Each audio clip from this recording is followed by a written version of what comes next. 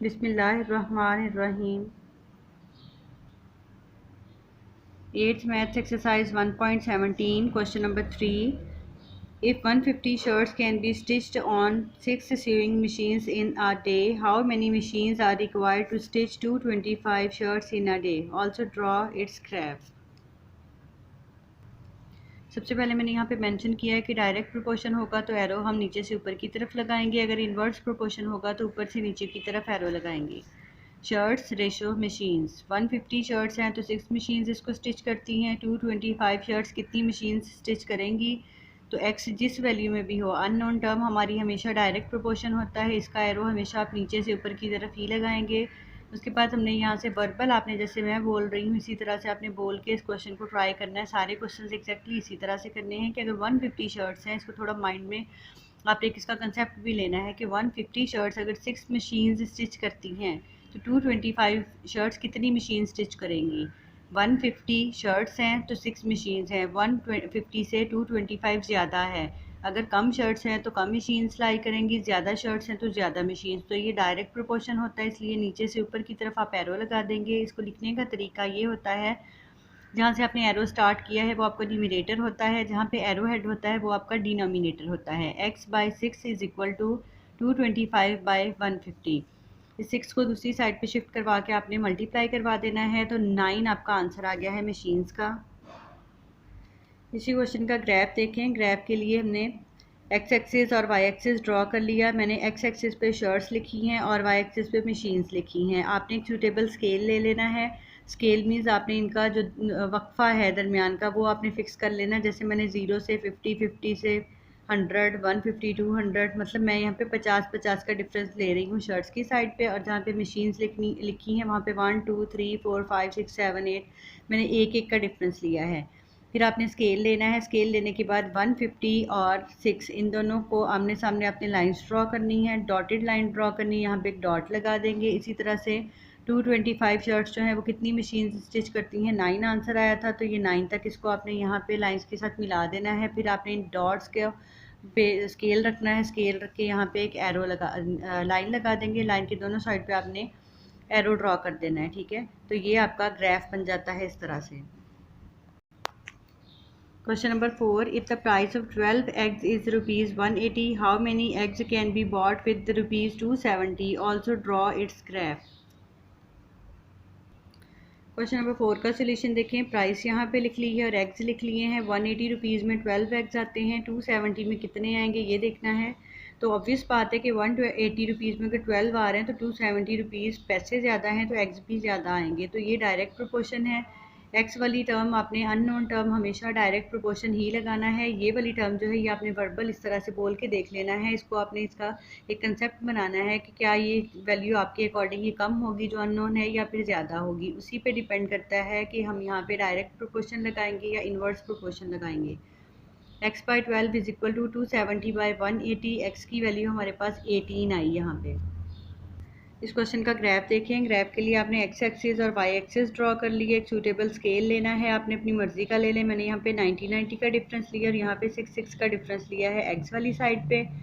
180 और 12 आपने यहाँ पे एक्चुअली वैल्यूज़ ये चेक करनी होती है। देखिए 180 और 12, अगर 180 रुपीज़ 12 एक्स की प्राइस है, इसको आपने आपस में बिल्कुल मिला देना है सीधा एक लाइंस के साथ। 180 और साथ में ये 12, ये वाली वैल्यू आ गई। इसी तरह से 270 और 18, ठीक है। 270 और 18, 270 रुपीज़ में पूछा था कितने एग्स आएंगे, तो 18 हमारा आंसर आया है। इनको आपस में आपने लाइंस लगा के इनको ड्रॉ कर देना है, सीधे आपस में मिला देना। यहाँ पे जो डॉट्स आएंगे, इन डॉट्स को या इनके जो इंटरसेक्टिंग पॉइंट्स होंगे इन लाइंस के, इनको आपने एक लाइन ड्रॉ करनी है और दोनों साइड पे एरो ड्रॉ कर देना है। ये डायरेक्ट प्रोपोर्शन था, तो डायरेक्ट प्रोपोर्शन के लिए ये ग्राफ है।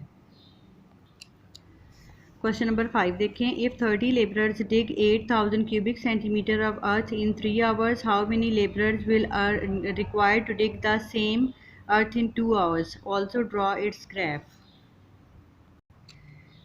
क्वेश्चन देखें। लेबरर्स और टाइम, घंटों में टाइम दिया हुआ है और लेबरर्स की तादाद दी गई है। 30 लेबरर्स तो 3 आवर्स में अर्थ खोद सकते हैं।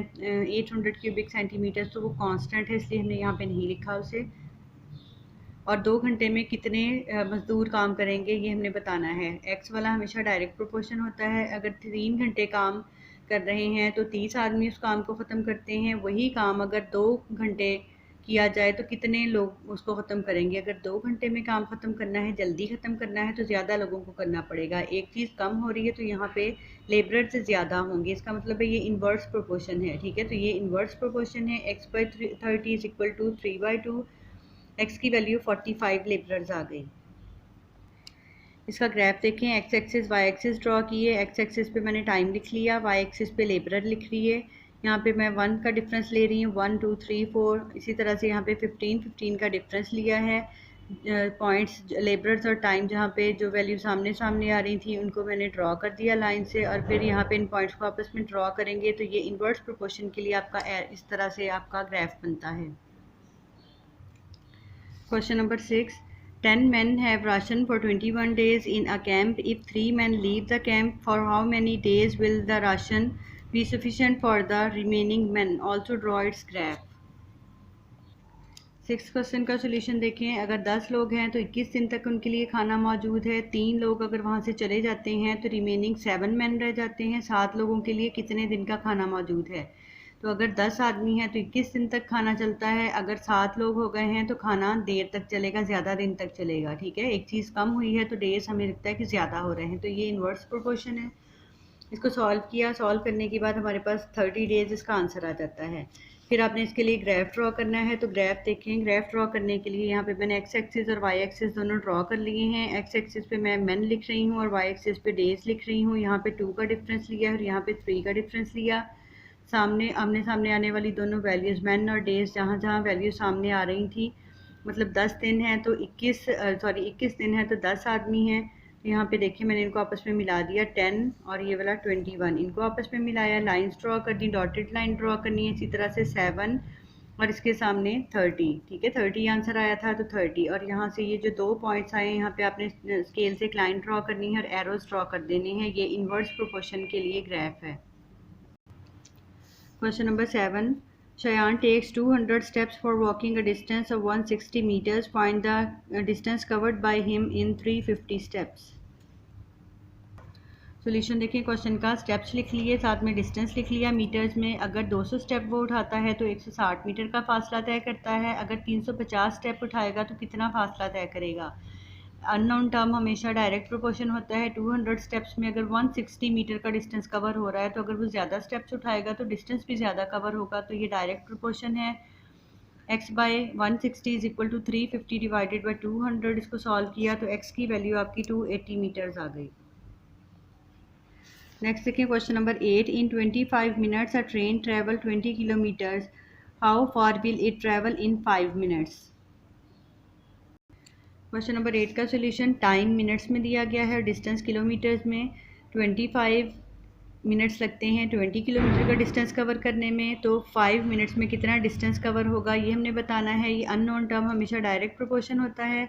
अगर 25 मिनट्स में 20 किलोमीटर्स का डिस्टेंस कवर होता है तो कम टाइम में ऑब्वियसली कम डिस्टेंस कवर होगा, तो ये डायरेक्ट प्रोपोर्शन है। इसको सॉल्व किया, इसका आंसर 4 किलोमीटर्स है।